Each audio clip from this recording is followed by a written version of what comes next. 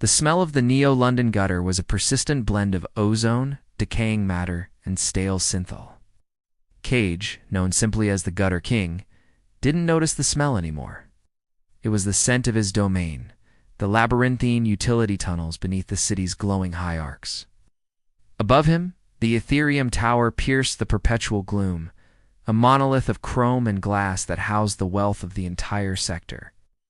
That tower was his target tonight. Specifically, a single proprietary data spike, the Rapture Key, stored 300 stories up. The Rapture Key wasn't about money. It was a master override, a backdoor to the city's defense network that the megacorp swore didn't exist. Cage adjusted the fiber-optic cabling woven into his leather vest. His gear was scavenged, customized, and infinitely more reliable than anything bought retail.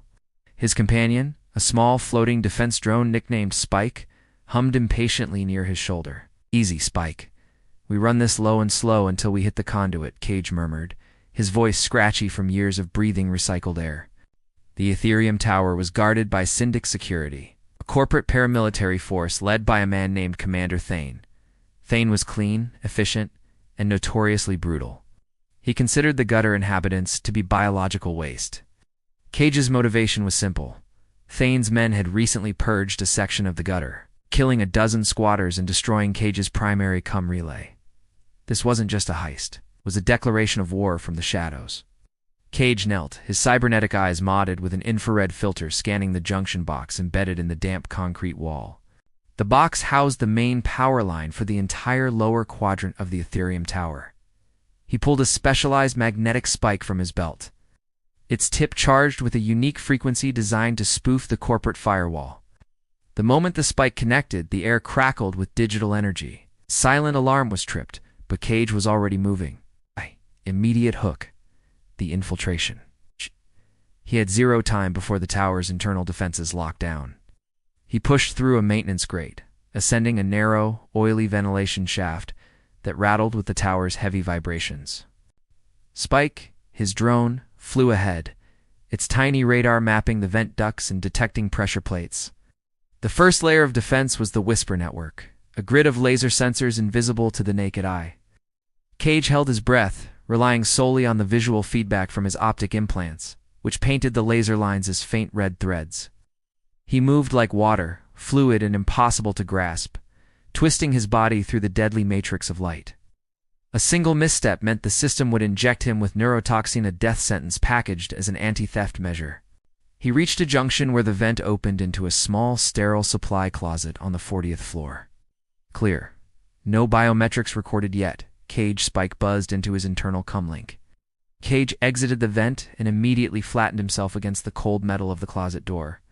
The floor was polished obsidian, reflecting the neon signage of the city outside like shattered diamonds. The main corridor was patrolled by 2 Syndic enforcers, hulking figures in reinforced combat armor. They carried pulse rifles and were integrated into Thane's network, meaning their reactions were faster than Cage's. Cage knew he couldn't fight them. His strength was in misdirection and code manipulation. He reached into his customized wrist-mounted rig, a device he called the Silent Echo. With a lightning-fast sequence of taps, he injected a small, self-destructing packet of code into the tower's local comms channel. The packet simulated an urgent distress call 3 floors down, specifically mentioning a toxic leak. The enforcers paused, their movements heavy and hesitant as they received the false notification. "Sector 37, Priority Alpha." "Move," one grunted, and they lumbered toward the stairwell, leaving the corridor exposed. Ascent and evasion. Cage sprinted down the corridor, heading for the central core elevators, the fastest way up. The core elevators were locked down by biometric scanning, retina, vocal print, and digital key. This was where Cage earned his title. He didn't hack the lock.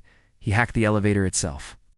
He spliced into the maintenance channel, injecting a routine that commanded the lift to ignore all security protocols and ascend immediately. The heavy steel doors slid open. Cage stepped inside, the luxury of the cabin a stark contrast to the filth of the gutter. He commanded the elevator to stop at floor 298, just 2 floors below the target vault.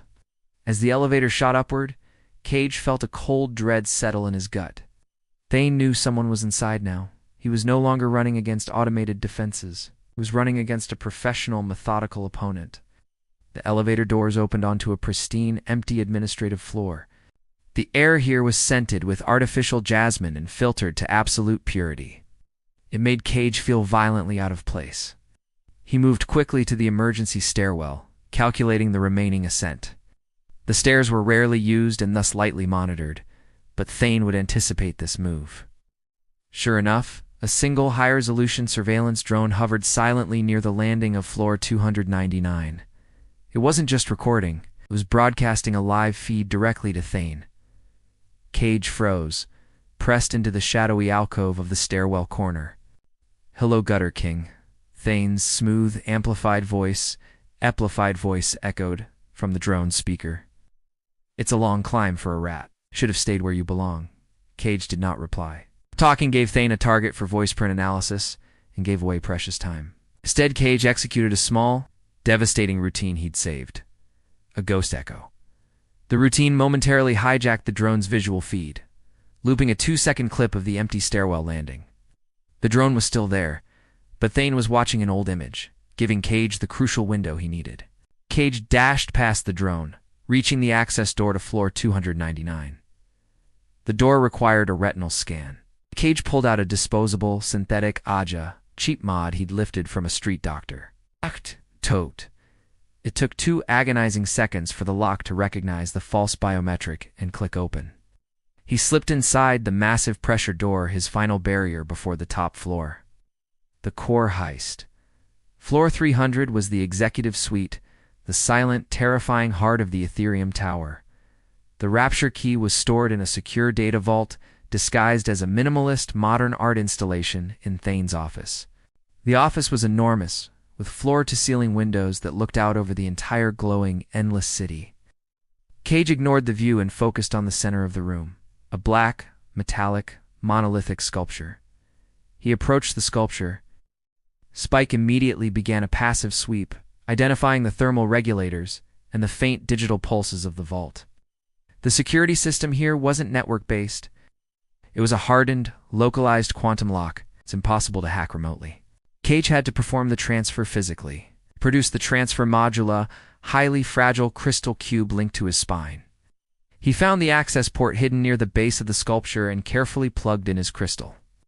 The system immediately recognized the foreign intrusion and triggered a silent high-priority alert, transfer initiated.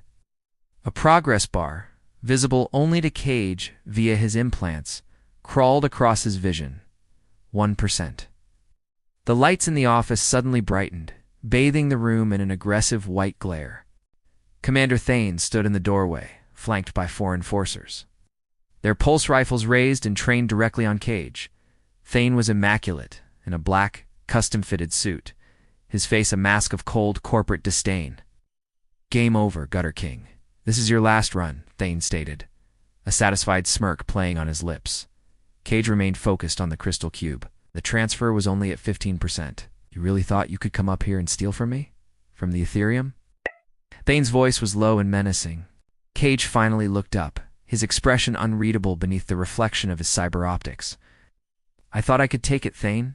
There's a difference," Cage replied, his voice calm despite the danger. Thane nodded to his enforcers.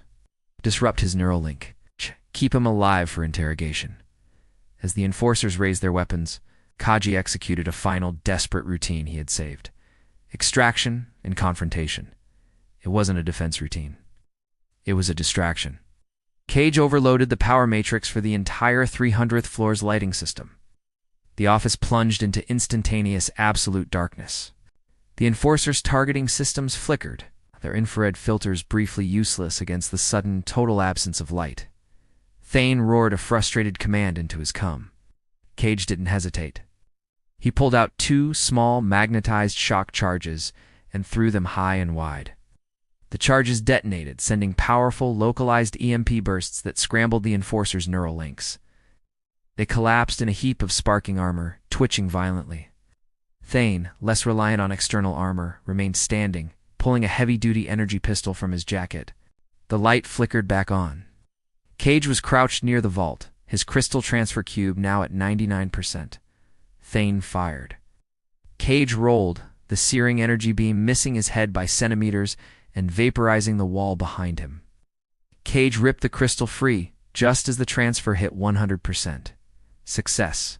The rapture key was his. He threw the empty transfer module at Thane's face, creating a split-second delay. Cage ran directly at the window, not stopping. Thane fired again, but Cage hit the glass with his reinforced shoulder. The high-strength glass spiderwebbed, then shattered inward, throwing him out into the cold, rainy night. Cage plummeted, Spike transforming instantly from defense drone to grapple anchor, firing a magnetized cable at the tower's exterior. The cable caught, arresting his fall with a brutal jerk, leaving him dangling 300 floors above the gutter. The Gutter King had taken the corporate crown jewel and disappeared back into the shadows, leaving Thane with nothing but a broken window and a chaotic future.